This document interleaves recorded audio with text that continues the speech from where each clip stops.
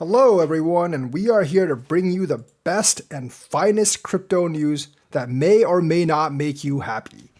Either way, Bitstamp has made an amazing announcement on XRP. Now, this has actually disappointed a lot in the XRP community because Bitstamp was one of the first exchanges to actually recognize XRP, so they were waiting for glorious announcement like, ODL massive expansion, huge institutional adoption, or some flip the switch moment. But no, that's not what happened.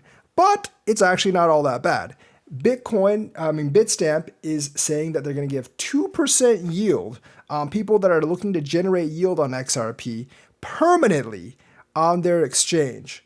So that's actually not bad at all because before you couldn't make things on your XRP. Now you can make 2% yield on your XRP. Now you have to do it at Bitstamp. There's no on-chain staking for XRP. So that's still there. But Bitstamp is a fairly trusted exchange, one of the biggest ones in Europe, I believe, and not a bad choice if you want to earn some yield. 2% is better than 0%, although still not quite on par with other cryptos. Obviously, they don't really offer yield farming right now. It's just staking at Bitstamp for XRP, but that's better than what you had before. So I don't think the community should actually be upset or disappointed at the Bitstamp announcement. Remember, Bitstamp might be a conduit for ODL, but they can't actually force other institutions to actually adopt ODL. That's not really within their control. What these exchanges can do is just, help with ODL, and be like a trading hub for ODL. And what they can do is offer things like staking, and yield rewards. But the thing is, 2% doesn't sound like a lot to a lot of people. And giving your coins to an exchange, a lot of people are going to have trouble with that as well. So I'm not really sure how much of a big beneficiary this is, but I still believe it's not a bad announcement for Bitstamp. I mean, they're doing all they can right now. And they when ODL does kind of spread through Europe, they're going to be one of the major gateways. But that really depends on the other banks and institutions adopting ODL, not so much anything that Bitstamp does. But overall, Bitstamp's been very, very pro XRP. They're offering XRP holders some kind of yield for locking their XRP in Bitstamp. Whether they want to do that or not is going to be the holder's choice. But they're taking a step forward and giving you a 2% yield on your XRP. So XRP community members shouldn't be too upset about that. That's definitely a good thing, and it gives you some incentive to hold XRP, at least on Bitstamp, whereas you really didn't have any before because XRP didn't really have on-chain staking or yield farming. So not a bad development for XRP. Curve is actually being bought by crypto whales. Now, some of the whales include Justin Sun, our favorite, His Excellency, and ambassador to the WTO for Grenada, or at least he was until the new regime came into office. And of course, AAVE founder has bought some too, as well as some of the Huobi executives. You might be saying they're doing a good thing for crypto by rescuing Curve, but there might be a much, much deeper and darker reason that they're rescuing Curve. Remember AAVE went down 18% because of Curve? Curve had started to liquidate AAVE because they couldn't pay back the loans. And I'm thinking that Curve might have to liquidate more than just AAVE. They probably have other coins in the treasury, and the people actually buying up their treasury may actually be the coins they have in their treasury. Because if you don't help them, give them a helping hand, and buy some CRV tokens, they might actually have to liquidate your coins, and that can make the price of your coin fall down a lot. So I would take a very, very close look. Now, I don't think Curve actually has much Tron in their treasury, but for the other coins, I would actually take a very, very close look at what Curve actually has in their treasury.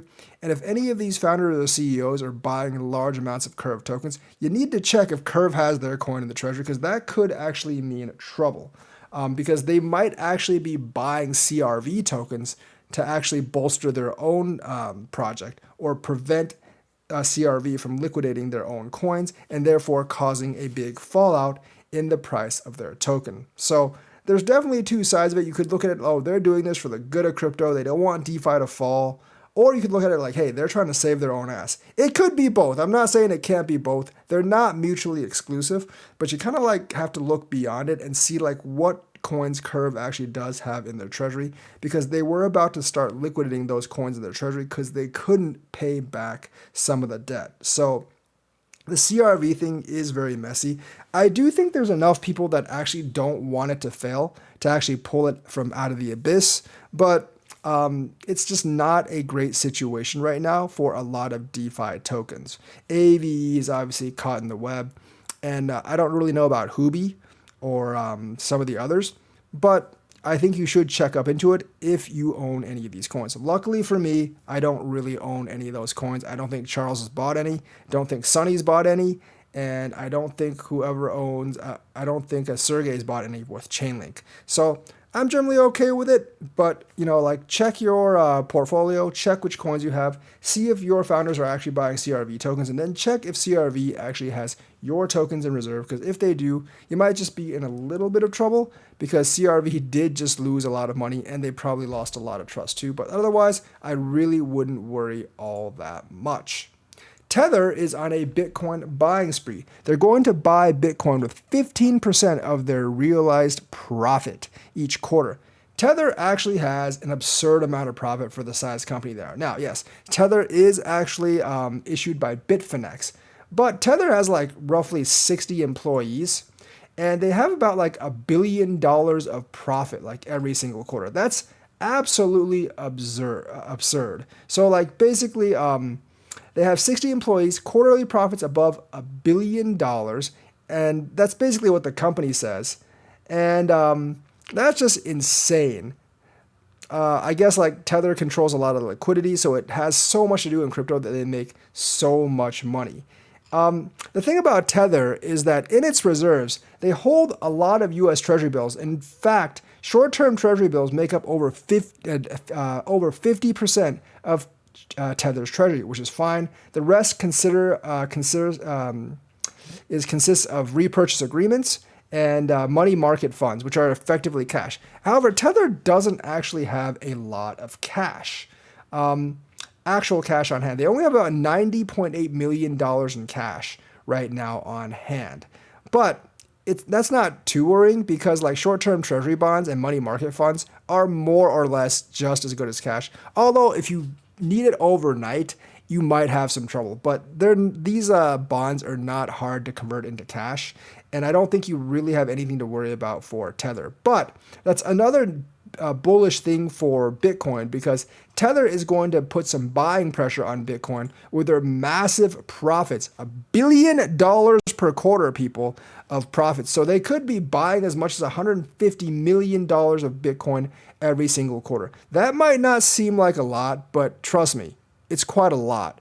And Tether could actually be helping a lot in the Bitcoin bull run, not only because people are using UST for liquidity, USDT for liquidity, but also because they're putting buying pressure on the entire market and acquiring a lot of Bitcoin. However, this does play into kind of like the factor that Bitcoin is becoming more centralized in the hands of a few bigwigs like Tether, Michael Saylor, and a couple of other guys. Not too worried about it. As long as they put positive buying pressure on Tether, I'm fine with it, because that makes Bitcoin go up, and that makes the rest of the coins go up as well.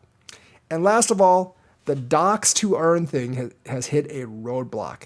Yes, I am talking about WorldCoin. Now, WorldCoin in Kenya was signing up hundreds, thousands of people each day, and they were paying them about $39 to do like a bioscan of their eye, basically, and to dox them. So it is kind of docs to earn. Now, $39 in the United States, probably not going to get you too many people. $39 in Kenya, that's like 2 full days of salary. So people are saying like, yeah, we don't really care if they have our biometric information. That's perfectly fine as long as we get $39. And that is a big, big incentive for poorer countries, because, well, people are trying to scrap by. People are trying to put food on the table. They're trying to pay rent and stuff. And $39 could easily make or break it. So Kenya's government has kind of like put the clamps on it for right now. Although I do think like once WorldCoin gives the government a little bit of money, they'll probably change their mind and let it through. But for those of you that are very, very concerned about privacy, doxing people, at least a temporary halt in the operations of WorldCoin, because WorldCoin does probably want to make like one world ID, which is scary for some people to actually think about, because that means it docks everyone out there and they can pull up anyone's information on a big central database. I'm going to guess it's a big central database. I don't think it's actually decentralized all that much. And, like with all the AI functions, they'll probably have like, all your biometric data and all your data about your credit score and stuff like that.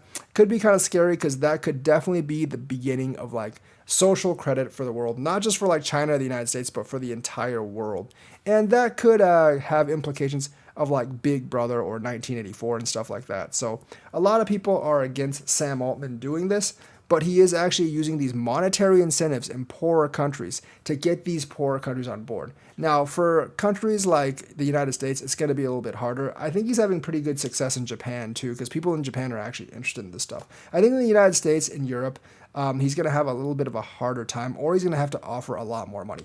I bet that if he offered a Bitcoin to for people that actually did the scan, I bet almost everyone in the United States would actually go and do the scan, because that's a lot of money. You can get people to actually do your biometric eye scan. You just have to offer a lot more money in the United States. I mean, I wouldn't wait in line to get $39, but for $30,000, yeah, I wait a while in line and probably get my eye scanned as well. And don't deny it, you would too. At least like 99% of you actually would. So at least there is a stay in their plan for getting poorer countries to actually adopt WorldCoin because of privacy issues, and that is a small victory for privacy advocates. So that's the news for today. Let me know what you think. Like and subscribe, hit that bell notifications button. Thank you, and have a nice day.